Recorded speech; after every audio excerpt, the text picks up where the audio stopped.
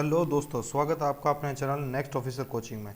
जैसा कि दिख रहा है भाई, अपना नेशनल जीके का जो पॉलिटिका है उसमें संविधान की जो अनुसूचियां हैं उसका अपना पार्ट आ चुका है भाई।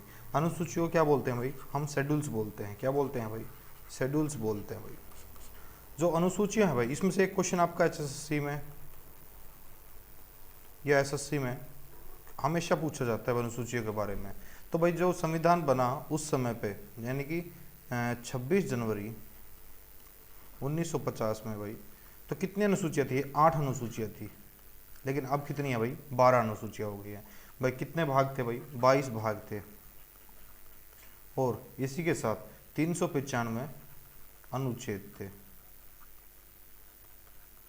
अनुच्छेद थे भाई। तो कितनी अनुसूचियाँ थी भाई? 8 अनुसूचियाँ थी। लेकिन इस समय पे कितनी हो गई हैं भाई? 12 हो गई हैं। तो उन्हीं के बारे में डिस्कस करेंगे भाई। पहली अनुसूची के बारे में देखते हैं। आप कोई घर बना रहे हो भाई, तो पहली अनुसूची के बारे में देखो। कोई घर बना रहे हो तो घर बनाने के लिए आप क्या देखोगे? 28 राज्य भाई, जिस तरीके से पहले से लिखा हुआ है उस तरीके से मैं आपको बता रहा हूँ। जब आगे चेंज होगा तो उसको चेंज कर देंगे। 28 राज्य या 9 केंद्र शासित प्रदेशों में से आप देखोगे भाई किस राज्य में या किस केंद्र शासित में आपको घर बनाना है। क्या बनाना है भाई? आपको जो है घर बनाना है। कहाँ घर बनाओगे आप? ये देखोगे भाई। तो घर बना दिया आपने। घर बनाने के बाद पदाधिकारी, तो भाई जहाँ पे उनको वेतन या सैलरी मिल रही होगी, जब भत्ते मिल रहे होंगे, तो आप वहीं पे तो घर बनाओगे ना। तो क्या क्या कंडीशन देखोगे भाई कि भाई जो पद मिला है आपको उसमें कितना वेतन मिल रहा है, उसके हिसाब से कहाँ ज़मीन खरीदोगे और कहाँ घर बनाओगे। तो उस हिसाब से आप क्या देखोगे भाई? घर बनाने की प्रक्रिया देखोगे भाई। तो ये पहली अनुसूची हो गई भाई कि घर कैसे कहाँ बनाओगे, राज्यों कौन से राज्य या कौन से केंद्र शासित प्रदेश में। दूसरी अनुसूची में क्या भाई? उनके वेतन के हिसाब से आप घर बनाओगे। घर बड़ा हो गया, छोटा हो गया या कैसा भी हो गया। उसके बाद देखो भाई, जब आपकी जॉब लग जाएगी तीसरे नंबर पे, तो तीसरी अनुसूची क्या आती है? पद ग्रहण के समय पर शपथ दिलाई जाती है भाई। क्या दिलाई जाती है भाई? शपथ दिलाई जाती है भाई। तो शपथ के बारे में किस में अनुसूची में भाई? तीसरी अनुसूची में भाई। छोटा सा टॉपिक है लेकिन 1 नंबर आपका पक्का कर देगा यहाँ से भाई। इसीलिए मैं आपको बोल रहा हूँ, बहुत ही ज़्यादा इंपॉर्टेंट टॉपिक है ये अनुसूचियों के बारे में।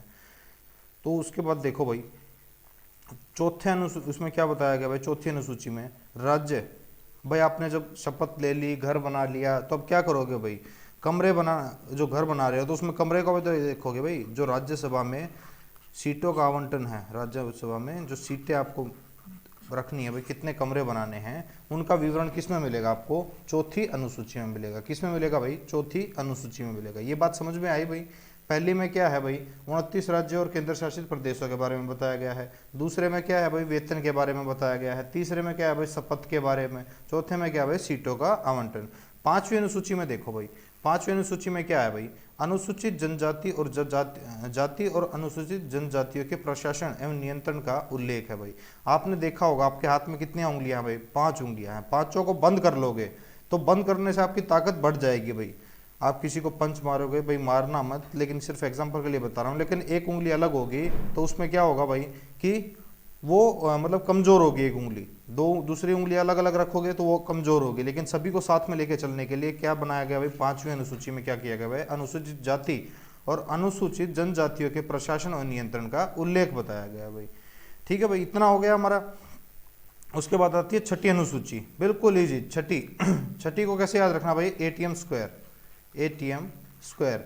ए से असम, टी से त्रिपुरा, एम से मेघालय और एम से मिजोरम। एम स्क्वायर है ना, एम स्क्वायर है तो एम एम, मिजोरम, मेघालय।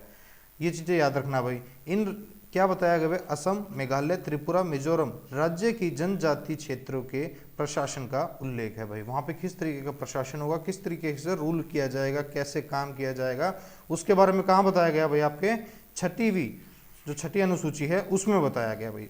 सातवीं अनुसूची में क्या बताया गया? आपने जर्सी नंबर 7 किसका होता था भाई अपने टीम इंडिया में? धोनी का। धोनी का होता था ना भाई। तो केंद्र और राज्यों के बीच में शक्तियों का आवंटन भाई, इस चीज से याद रखना भाई। केंद्र और राज्यों के बीच में जो शक्तियां हैं, जो उनके पावर्स हैं, क्या है भाई? जो उनके पावर्स हैं उनको बंटवारा किया गया भाई। किस तरीके से कितनी किसको पावर रहनी चाहिए, ये सब किस में बताया गया भाई? सातवीं में। सातवीं में क्या बताया गया भाई? संघ सूची, यानी कि सेंट्रल गवर्नमेंट के पास कितनी पावर है भाई?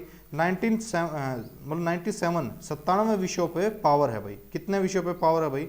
97 भाई। आप उसको वीडियो को सुन लो, बहुत इजी है, बिल्कुल वैसे याद हो जाएगा। एग्जाम से पहले देख लेना एक बार, भाई जरूरी नहीं है कि आप इसको रटोगे लिखोगे, एक बार पहले देख लेना एग्जाम से, एक बार अभी देख लो भाई, और शेयर कर दो भाई वीडियो को। बहुत ही इजी टॉपिक करा रहा हूँ मैं। संघ सूची में कितने भाई, जो सेंट्रल गवर्नमेंट के पास कितने हैं, 97 विषय हैं, उन पर वो कानून बना सकती है और शक्तियों का प्रयोग कर सकती है भाई। राज्य सूची, जो स्टेट गवर्नमेंट के पास जो सूची है वो कितनी है भाई, 66 विषय हैं, उन पे वो कानून या शक्तियों का इस्तेमाल कर सकती है। समवर्ती सूची के बारे में क्या, अब समवर्ती आप देखो भाई 97 विषय हैं, इसमें क्या होता है भाई, केंद्र और राज्य दोनों के बीच में ऐसे समझौते हैं कि दोनों मिला के 47 विषयों पे, 47 विषयों पे अपना काम कर सकती हैं। तो भाई संघ सूची में जो सेंट्रल गवर्नमेंट के पास कितने हैं, 97 भाई। HSSC में ये क्वेश्चन पूछा जा चुका है।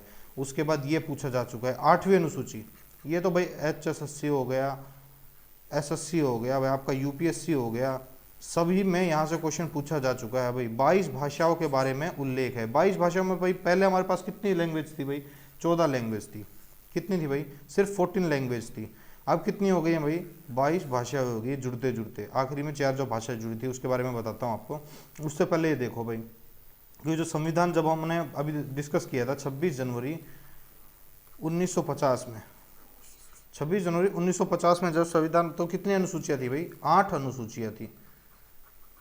तो 8 अनुसूचियाँ कब तक थी भाई, 26 जनवरी 1950 में जब हमने संविधान को लागू किया भाई, उस समय पे कितनी अनुसूचियाँ थी, 8 थी। तो 9वीं कौन सी जोड़ी गई भाई, 9वीं अनुसूची देखो भाई।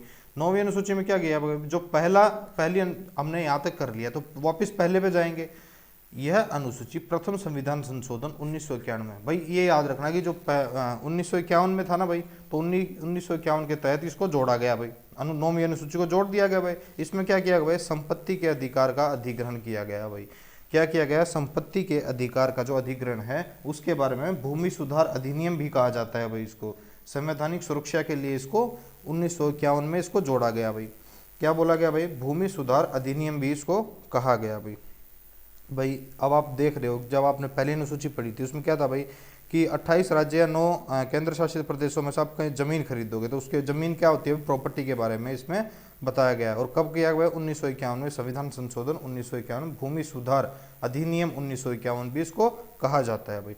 उसके बाद आती है 10वीं अनुसूची। 10वीं अनुसूची में जब आपको आगे पढ़ाऊंगा ना तो आपको पता चलेगा कि 10वीं अनुसूची 10 भाई आपके, ये देखो एग्जाम्पल से समझाता हूँ आपको।